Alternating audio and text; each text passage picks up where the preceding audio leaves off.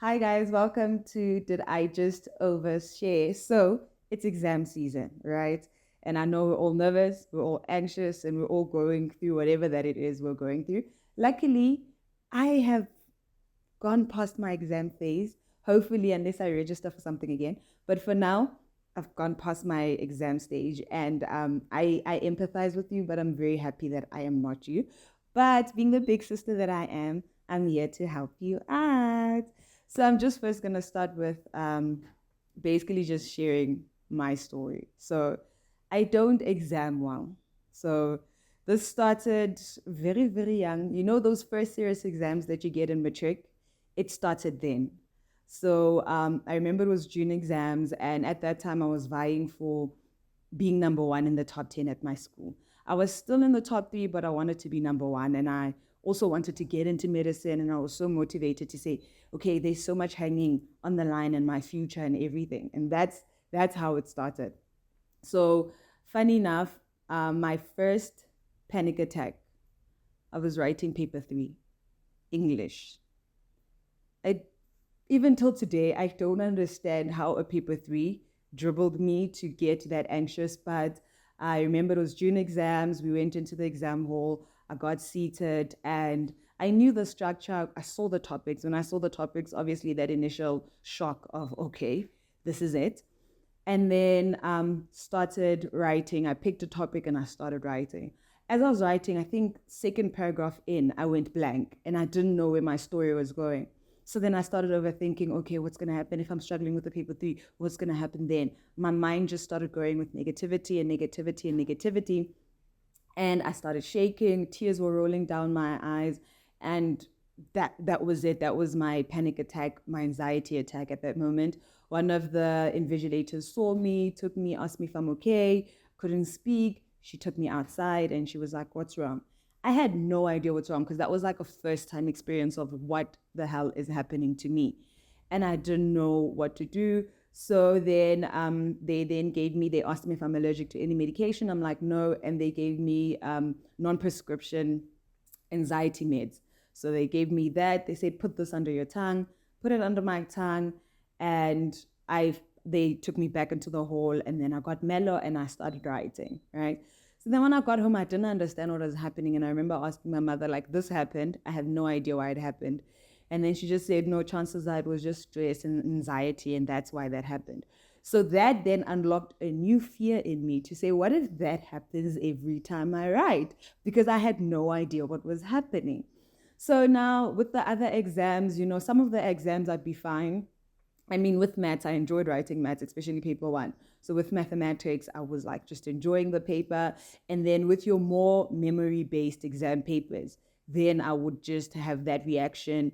And then I got medication and I was drinking medication. So before the exam, I would drink the pills and then I'll be fine to write and do well. That month, that semester, actually, no, term, we call them terms in high school. That term, I actually ended up being in the number one spot and I was doing well. And I was like, okay, it's fine. Prelim exams come and I go through the same thing. Final exams come and I also am struggling with these panic attacks. Unfortunately, this then followed me to varsity. So for a while, I was then every time I'm writing an exam, I was sort of dependent on these medications where they were non-prescription, where I would drink these medications to avoid getting a panic attack and to try and do better.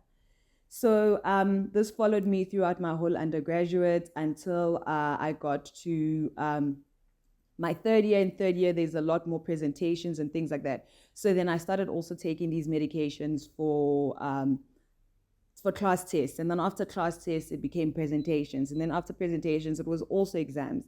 There was this one exam where I was writing a second opportunity exam.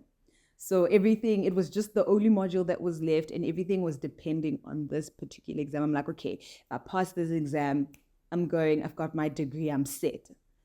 I go into the exam room. I did drink the medication. I go into the exam room, I sit down with the paper. And as I'm as I'm going through the paper, I think the first question I answer, the second question, that panic attack hits me. I go outside, the invigilator asks me, is everything okay? What's wrong? And I'm like, I can't, like, I don't remember anything. I don't know what's happening. And I'm shaking and I'm crying. And in that moment, I just they just told me you need to breathe because you have to do this. And if you don't do it, then you're going to fail. So in that moment, okay, I start doing breathing exercises. So I'm just breathing in slowly and I'm trying to calm myself down. Eventually I do calm down and I go back inside and I write the exam. And luckily I did pass that exam. So from that moment, I realized, okay, these pills are more of a temporary fix. So it's not something that's gonna carry me. I can't live like this. So I can't be dependent on medication in order to be able to excel or to just complete a task. And I mean, exams are part of school, tests are part of school. And there's no way you can now start depending on medication to be able to just do the simple tasks that you're supposed to do at school. So then in that moment, I said a little prayer and I'm like, you know what, God, I need an answer. I need to know what's going on and what I need to do.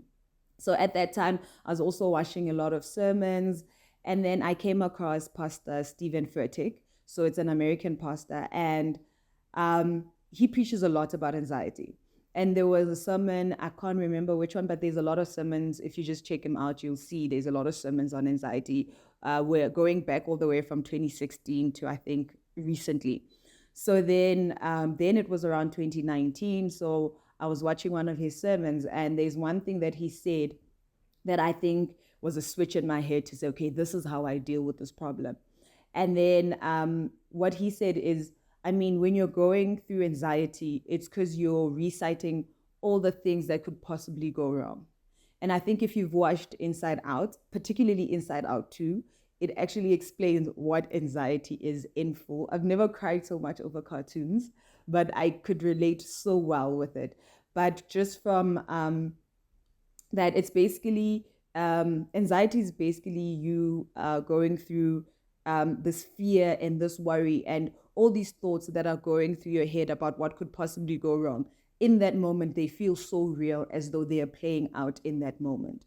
It can be somewhat crippling and it can cause like you to struggle breathing, shaking, crying. So yeah, it basically cripples you in that moment. And different people have different reactions to it, but mine particularly is the crying and the shaking in that moment and basically not being able to complete any tasks until I've calmed down.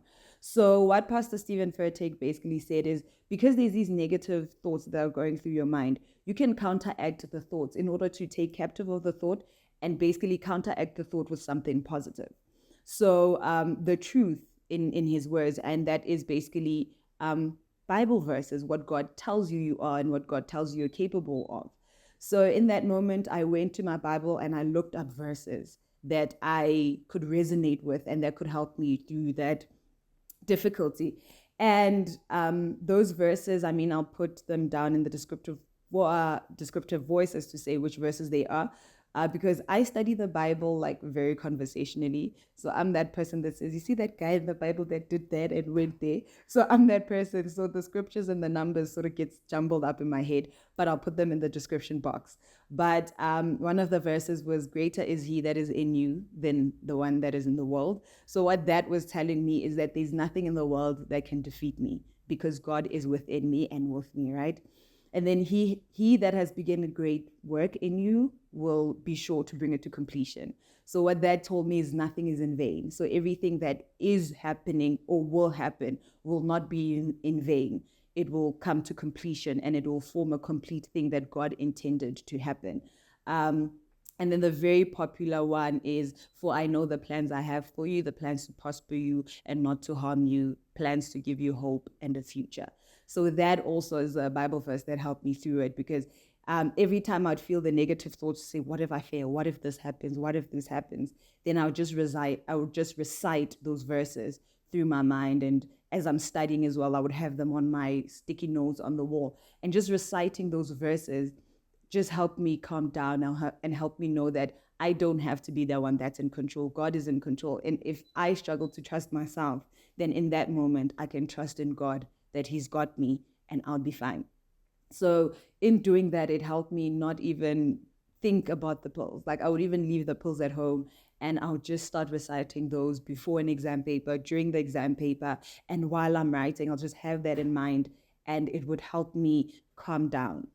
And then that's how I basically deal with my anxiety. And I don't want to say it's gone. So it doesn't mean just because I did that, I never struggle through it. It's a continuous process. It's a continuous growth. So it's the same way as when you build bad habits, you can also build good habits. And those good habits can also relapse just as much as the bad habits can also relapse, and you build good habits on top of it. So it's a continuous thing where I continuously have to maintain that relationship with God, and I continuously have to trust in Him and His plans, and that the things that He puts in my mind, so the goals that I have, whether they're academic, whether they're financial, I can trust that He will carry me through and He will see me through if I struggle to see myself through in that moment. You understand? So that's how I got over it. So from big sister to little brother, I will say that's the best way. If you struggle with something similar, I think give it a try and see if it works for you. Also check out some sermons on anxiety. And if you're looking for scriptures and you're not that Bible well read, you can just go on your phone and just Google scriptures on anxiety, and then they will pop up. And then you just note them down, just memorize them, and you just keep repeating them to yourselves to help you calm down. And also, when you're having a panic attack, it actually helps to focus on one thing. And then while you're doing that, you will calm down. So it's similar to like a breathing exercise. So instead of just breathing, you are also then just reciting those things to calm yourself down and to prevent you from having a massive panic attack, right? And then it's not just the mental battle that you have to win as well. There's also other things that I'd like to share. So there's 5 tips of how to survive this exam time and how to excel and how to do well, right? So the first one is, you might not actually have an anxiety problem. You might also just have a preparation problem, which is something that I also had to learn very hard, that sometimes it's not even that you are anxious and you have an anxiety problem, it's because you're not well prepared. So obviously, if you're not well prepared, you will then be anxious. So some advice will be prepare well and well in time. I know we like to say, oh, I work well under pressure and this, but putting yourself under pressure is putting yourself under a lot of stress, which is very unnecessary, and then which can also trigger your anxiety and panic attacks. So I would then advise you to say, prepare really well and well in time. And in order to do that, as much as you have an exam timetable, have a study timetable. That is tip number 2.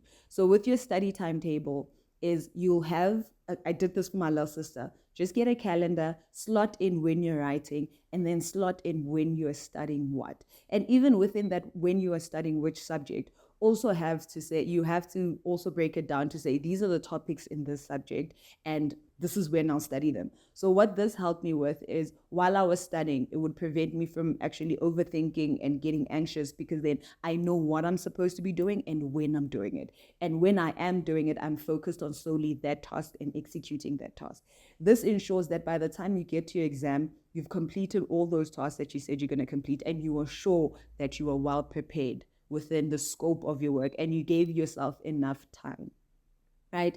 And then tip number 3 is, when you're studying, use past papers. So this also helped me a lot with my exam anxiety, because if I have past papers, it sort of gets me in the mind of answering questions. So instead of just memorizing the schoolwork and just making sure that, oh, I know this topic, it's putting myself in the exam room at that moment and seeing how the questions are going to be asked. So have your notes and then have your exam paper and go through it. And it's very important that on your last day of studying, just take out an exam paper and a past paper and write the exam as if you are in the exam room. Because once you've done something, the moment you go in the exam room, you won't be as anxious anymore, because you're prepared and you've also gone through all those emotions of uncertainty, and you've also sort of eyed out where you're struggling and you fixed those little things. So by the time you get to the exam room, you were well prepared. Number 4, when you're answering your exam paper, use point form. So using point form sort of helped me to be more concise in my answering and also remember my answers more. So by point form, I mean, if your question is 4 marks, then you know you have to give 4 points. So in that way, you'll have your little points and be like, okay, point number 1 for the first mark, this is it. Point number 2, this is it. Point number 3, this is it. This was also especially helpful with those lectures that repeat some of the questions, because then everything is already in your head. When you get there and you see the question, you're just like, bah, bah, bah, bah. And you know for sure that, okay, I've got my 4 marks, or okay, I've got my 10 marks. And then the last one, which is point number 5, is use your community. For me, I've always been friends with like the smartest people in the class. So I would eye the person that's the smartest in the class, and I'd go sit next to them and I'd be like, hey friend, how's it going? And in doing that is me understanding that I was sort of an average student. So there were certain things that I would struggle with, especially in varsity. So then I would ask my friends that are doing quite well in the subject to say, hey, can you give me tips on this? Can you give me pointers on this? How do you understand this concept? And this really helped me to try and get somebody else to explain it to me, because sometimes you don't understand how the lecture explains, but then you'll understand how your friend then explains it to you. Also, maybe certain things that you might have missed that your friend picked up, they can share those with you. So that also helped me through preparation and making sure that I know everything. And I don't know if I did 5 tips, but if I already did the 5 tips, this is the bonus one. The bonus one would be, let's answer in points. Oh, the bonus one would be identify your weak spots. So we all know when we're writing, we have certain subjects or topics that we are not so comfortable with or familiar with. I would say don't start your exam with those ones, because those will kill your confidence. So get your paper, read through your paper, mark the questions that you definitely know the answers of, and start there. What that does is it boosts your confidence and it prevents you from getting anxious or getting nervous or thinking that you blacked out.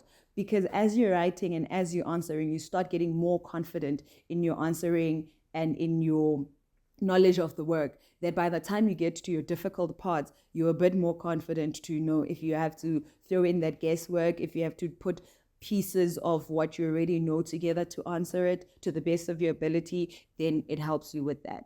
So those are my tips for surviving the exam season. Good luck. You're going to do amazing. And I believe in you so much. And I know you got this. I mean, I survived, which means you will survive and you will do great things. Bye.